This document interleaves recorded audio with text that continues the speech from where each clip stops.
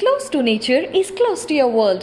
Myron Homes, Cherubic Farms at Chevilla, 7799949104. Welcome to iDream. కేంద్రం సామాన్య ప్రజలకు గుడ్ న్యూస్ చెప్పబోతోంది. 5 రాష్ట్రాల ఎన్నికలకు ముందే కేంద్రం ఒక గుడ్ న్యూస్ను చెప్పే అవకాశం కనిపిస్తోంది. వంట గ్యాస్ ధర ₹200 తగ్గించబోతున్నట్లుగా వార్తలు వస్తున్నాయి. సో కేంద్రం ఈ మేరకు నిర్ణయం తీసుకున్నట్టుగా తెలుస్తుంది. దీనికి సంబంధించి 1-2 రోజుల్లో అధికారికంగా కేంద్రం నుంచి ప్రకటన వచ్చే అవకాశం కనిపిస్తుంది. సో మొత్తంగా 5 రాష్ట్రాలకు సంబంధించిన ఎన్నికలకు ముందే గుడ్ న్యూస్ చెప్పడంతో సామాన్యులంతా కూడా నిజంగా కేంద్రం నుంచి అధికారిక ప్రకటన వచ్చాక చాలా సంతోషపడాల్సిన విషయమని చెప్పొచ్చు. ఖచ్చితంగా కేంద్రం గుడ్ న్యూస్ చెప్పిందని అనుకోవాలి. ఎందుకంటే విపరీతంగా పెరిగిపోతూ ఉన్న ఎల్పిజి సిలిండర్ ధరతో సామాన్యులందరూ కూడా చాలా ఇబ్బందులు గురవుతున్నారు. వాళ్ళందరూ భరించలేని స్థితిలో ఎల్పిజి గ్యాస్ సిలిండర్ ధర ఈరోజు ఉంది.